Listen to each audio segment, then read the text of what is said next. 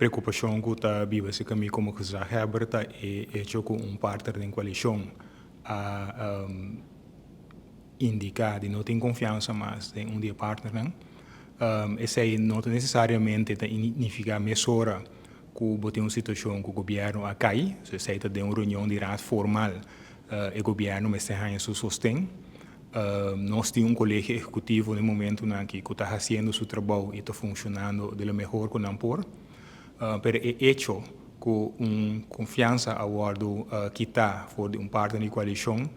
cria intranquilidade, cria insegurança e cria preocupação não somente de nossas comunidades, mas também do governo mesmo e também de nossos parceiros que nós trabalhamos no reino. Pois a preocupação está para nós ter a claridade mais livre que possível, que nós podemos contar com sostém de maioria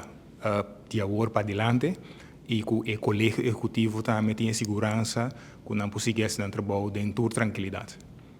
Está sendo que minha reunião para o concejal bem junto com essa que vai? Bom, maneira para indicar em carta que o já abraçaca me pede uma reunião com toda a fração, passou hora nós está papel de estabilidade e continuidade. Para mim não é importante coalição, oposição, tem uma responsabilidade errada, de Conselho Insular, em sua totalidade, tem uma responsabilidade para isso aqui. E a intenção de encontro aí está para nós explorar de que forma nós podemos criar estabilidade e continuidade aí, para assim, tur é dossiê que nós temos, tur é projeto grande que a comunidade boneriana está parada diante de nós por seguir com o bem-estar da comunidade. E essa estava a meta principal do encontro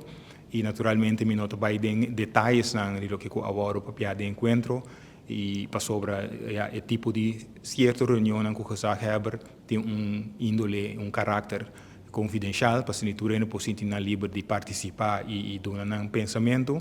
pero o ponto final que a saliva de encontro aí está que a conversação está pendente ainda dentro dia aqui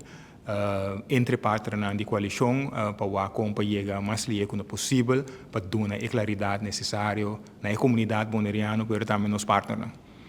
Não tem uma crise de governação, agora chegar a uma crise de governação isso significa que o colégio executivo não está funcionando ou não pode funcionar. Esse é o momento em que não está o caso, mas a maneira de indicar é incertidumbre, é inclaridade, é intranquilidade que a esfera atual cria, por motivo de aqui a confiança fora de outro, mas de guardo aclarar, para assim ter tranquilidade e nós podemos contar com estabilidade e continuidade para chegar à eleição 2027, que está na março de 7 outro ano.